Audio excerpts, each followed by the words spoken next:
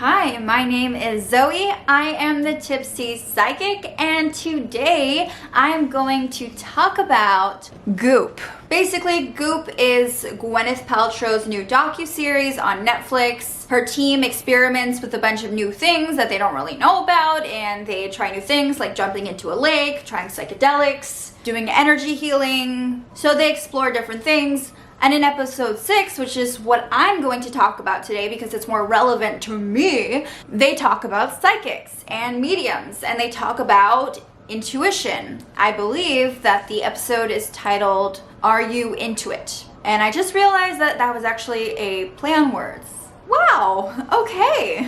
Anyway, I just felt like I should say something about this episode because there's a lot of things that I really loved about it. There are a lot of things that I really hated about it or disagreed with, and I just want to talk about it. So here we go. Basically, in this episode, Gwyneth and her team met with this renowned medium, Laura Lynn Jackson. I personally had never heard of Laura Lynn Jackson, but then again, I don't really keep up with famous mediums and psychics and all that, but apparently she really knows her stuff, and I respect that. And so with the help of Laura Lynn Jackson, the staff explored their psychic intuition, which I think is really exciting. Laura Lynn Jackson was asked to clarify the difference between a psychic and a medium. And she says that psychics read energy, and mediums connect with the consciousness of people who have left their physical bodies and crossed to the other side. So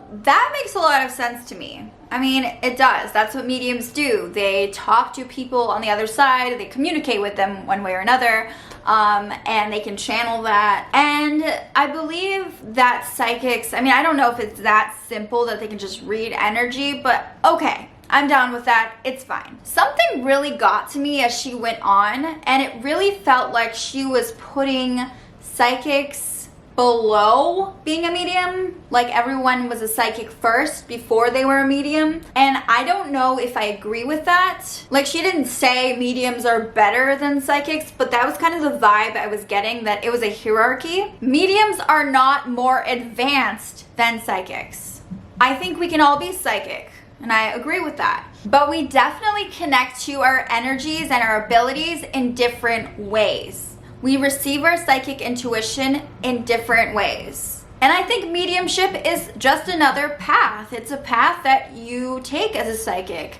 And you don't have to take it, and it doesn't make you less powerful. It's not a stepping stone. I don't like psychics being a stepping stone. I think it's just a path you decide to take. Hey, maybe I could explore being a medium, but I just don't really want to, And it doesn't make me less. So for any of you who feel like you can't really tap into the other side and it's not really your thing, don't feel less. Don't feel like you're less than other psychics or mediums or whatever, you know what I mean? The second thing I have to say is that mediums do help with grief. And I think it's a very powerful way to cope with the death of a loved one. I often advise my clients to go see a medium, like if they need closure or to connect. So I think it's a very effective way to deal with the loss of a loved one, to deal with grief. I think sometimes going to see a medium is a really good idea. And I will definitely refer my clients to go to a medium when I feel like that's what they could benefit from. Because although I channel spirits at times, I don't necessarily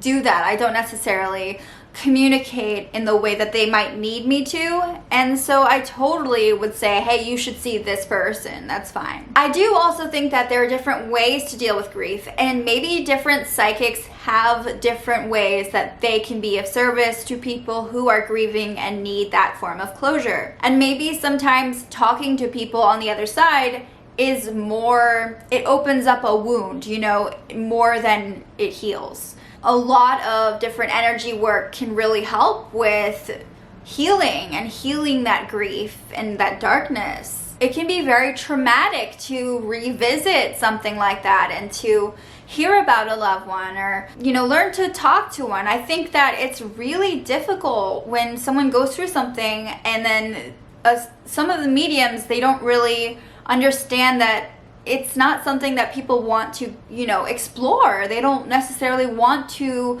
reopen that trauma. And I do believe that there are other ways of finding closure. So I do agree with her. I think that it is good for processing grief, and I think it is, you know, it's beautiful. It's beautiful to be able to connect with someone and find that and feel that. And I love that people can do that and they have access to people who have passed. I just want to clarify that there are different ways that you can find closure and you can heal. So if you're uncomfortable with the idea of seeing a medium for that, that's okay. There are different types of psychic abilities. The third thing I'm going to say is I thought the science part of the episode was actually really interesting. You know, they had a scientist there who was researching this kind of thing and trying to put some proof out there that it exists, that this works, that there's something to being a medium and to the other side. And I really, you know, I really respect that. Like, I think it's really cool that we're trying to understand the afterlife and the unknown, and I think it's really fascinating that we're just trying to understand it and wrap our heads around it, you know? But I also feel that much of this episode was used as a way to prove that being a medium is a thing, that to prove that this is all real, right? And to be honest, that is disappointing to me. It's natural, it's human to want to prove something that you don't understand, and whether it's through science or just trying to prove that something is fake. I always say this on my channel, like I say this a lot. I think I have videos just about this. I'm tired of having to prove to people that I'm a psychic, you know? I don't think it's good to encourage it all the time. Like, sure, science is great. I mean, you're like trying to research things and learn more about things and understand things. I totally get it, and that's just how we are as human beings. But I also don't think it's good to encourage it necessarily. Like, I think when the focus just becomes on trying to prove that things are real or not, it takes away from the experience. It's important to ask questions. Like, it's really important. And some people need to see it to believe it. And I totally respect that. Like, why would you just blindly believe something, right? You need some form of proof for yourself. Skepticism is healthy. I really think that. I think that if people just believe everything that they hear, then, you know, they're not really doing themselves any favors. But my goal as a practitioner in this divine art is not to make you believe it is real. It is to help people, to heal people. And frankly, trying to make people believe is a waste of my time. I've met with skeptics over and over again, trust me. And there are often skeptics that are super open-minded, and that's great. What you soon learn is that no matter how accurate your readings are, most of the time they find a way to explain why it's not accurate, why it's not real. Look, it's always rewarding to be able to change someone's point of view and perspective on all this, like to give them something that really opens them up and really helps them to the point where they're able to be more open-minded and understanding of all this. Like, but it's not your problem if they don't believe you. And you should not waste your time trying to make them believe you. You don't have to prove anything, because no matter what you do, no matter how accurate you are, people are people, and they're going to believe what they want to believe. Believing comes from within. No one can make you believe anything. And your rational brain, especially with strong skeptical people, it's going to like do its job, and it's going to try to find explanations for what you're saying and what you're doing and how you know this. Like, it's going to think back and it's going to explain it in a way that makes sense. But the truth is, most of this doesn't make sense, and people just can't accept that. People won't change until they are ready to change and until they actually want to change. So a scientist who really believes in this stuff can do all the research in the world and try to come up with things and prove things, but people aren't gonna give a shit.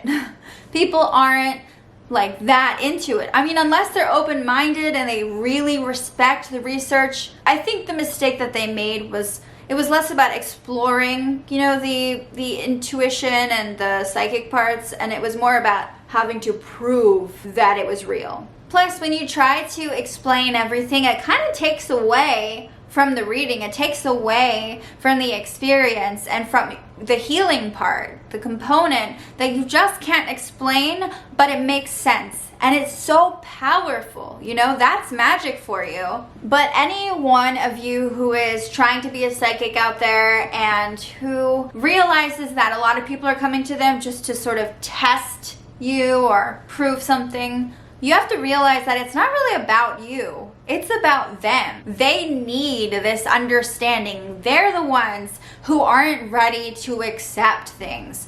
So it's really not about you. So remember that anytime a client comes to me and I can tell they're like here to like check, you know, I acknowledge that it's really not about me. It's about their closed-mindedness, their need to create certainty, and that's on them. So never take it personally. The fourth thing I want to say is, speaking of skeptics, Anna, whatever her name is, I loved her. I mean, she was so perfect. I loved her so much because everyone else was so like into it, and I just loved how they had this person who really wanted to be into it. She wasn't like closed-minded, but she just couldn't wrap her head around it, and things just weren't working for her, and she just didn't get it. I love that they had someone like that. She's the perfect example of someone who just simply, like, she wants to, she's open-minded, but she simply just can't.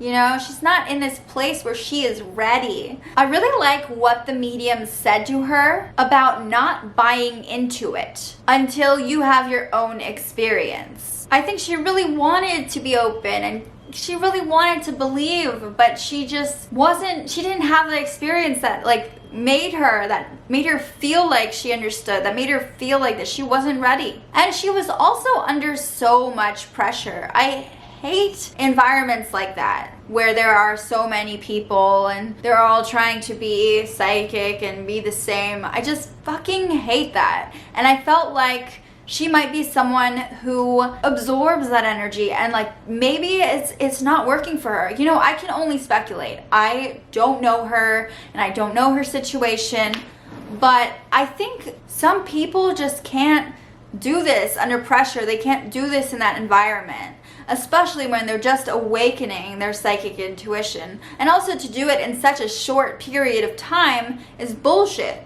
It's something that you own, that you grow with. And some people, it's a spectrum. Some people are born with more psychic energy. There was one woman there who was like super in tune with it.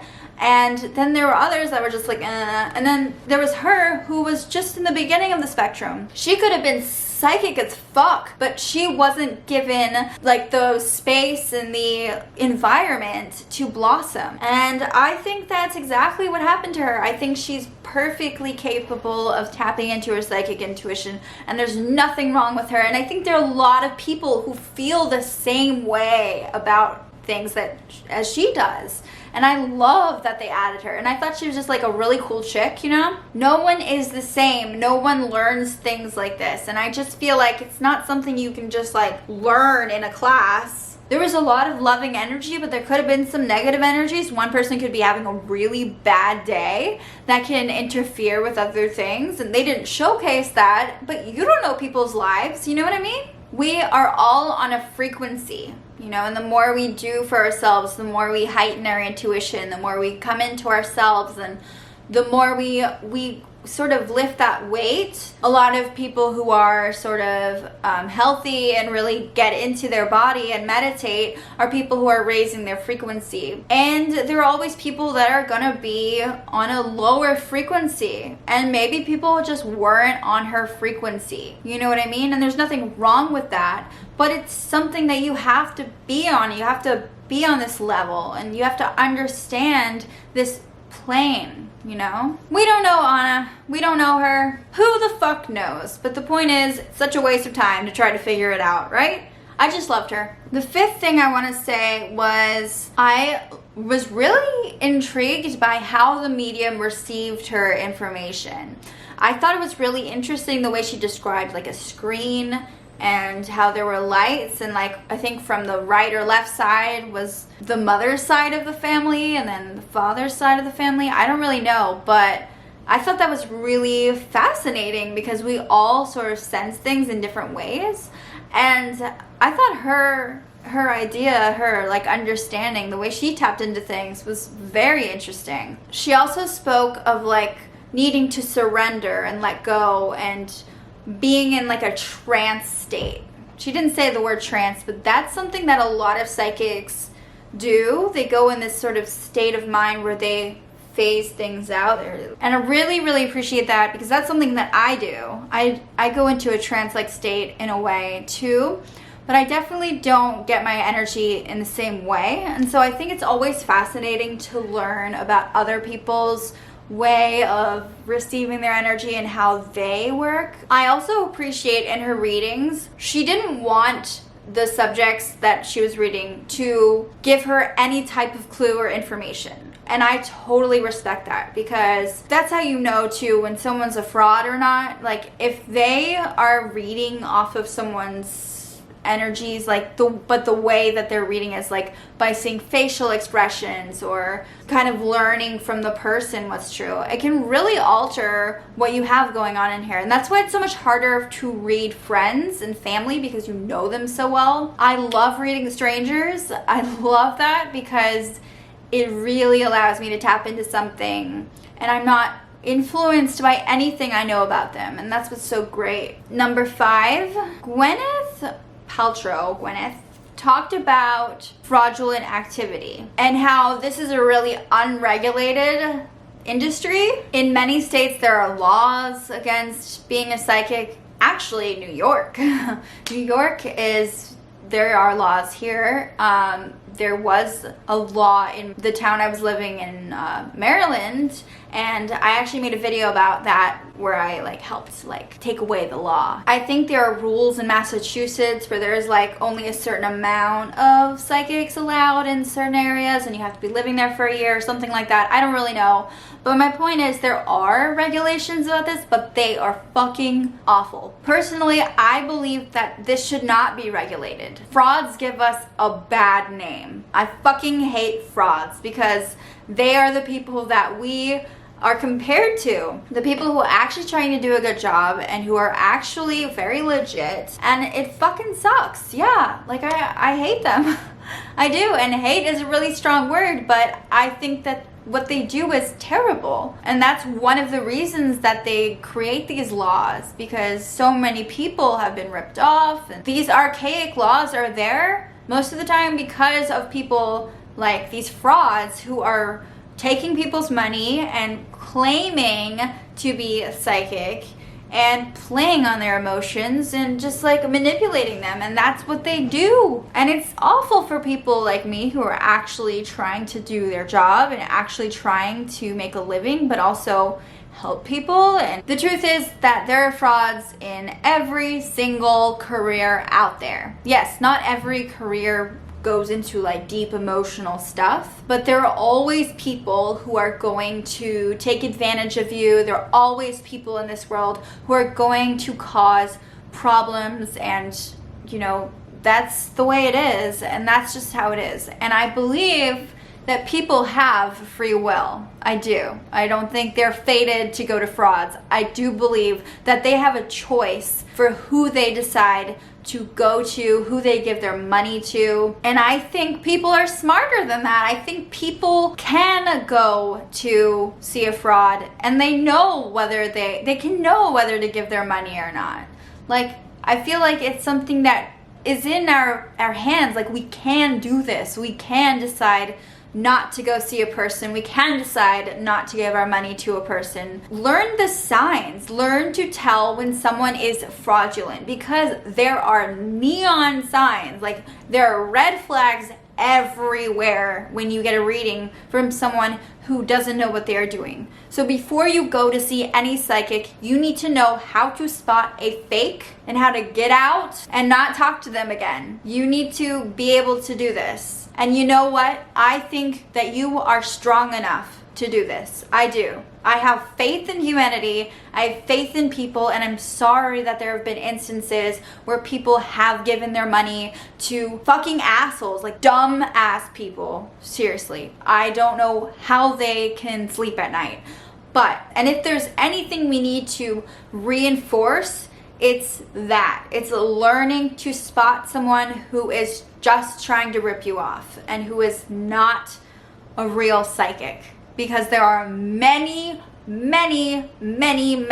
signs. Do not just believe anybody who says they are a psychic. That's stupid. And I think I made a video that I'll post now that I think about it, about this, about how to spot whether someone is a fraud. And just because you don't have a bunch of testimonials, or you don't have a huge client base, or you haven't been on a TV show, like that doesn't make you a fraud, okay? Because a lot of people who are on TV shows are very fraudulent. So let me just be clear about that. You can definitely see it.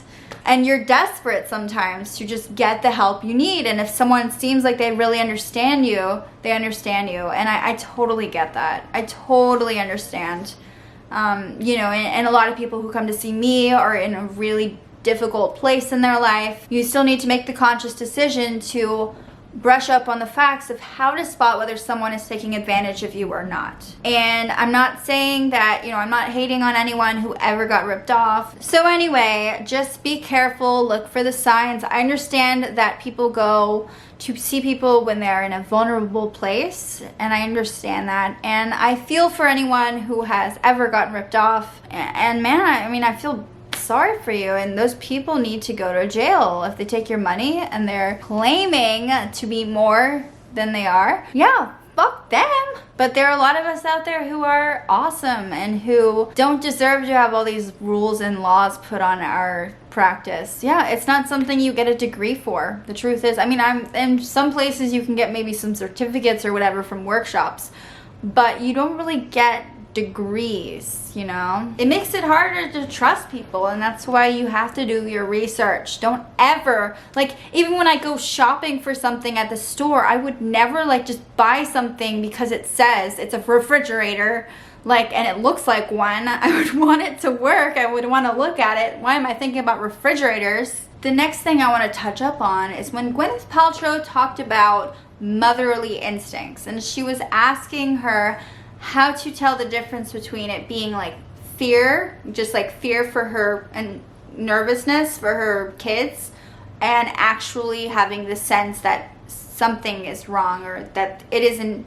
an instinct, in your intuition. And Laura Lynn Jackson talked about how when she has boys or kids, I forget what gender they were, when it's something with emotion included in it, like anxiety, fear, then it's usually an instinct, like a motherly fear. It's not really a psychic thing.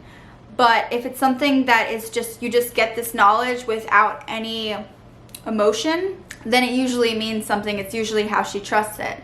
And so I guess we're all different. I'm not a mom. I've never had these motherly instincts, and I'm not maternal at all.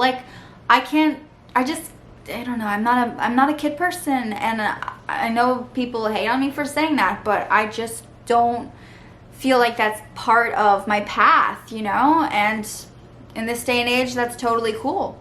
So I'm not gonna have kids. I'm gonna have lots of cats. But anyway, I can't relate to the motherly instinct thing, but I do know that for me, a lot of what I have to say, a lot of my intuition does come from a place of emotion. There's never usually just turning off my emotions and hearing things. I usually do. I'm an empath. It comes from a place of feeling, and so I have to listen to that. So I'm not a mom. I can't relate to that, but I can say that I disagree with knowing.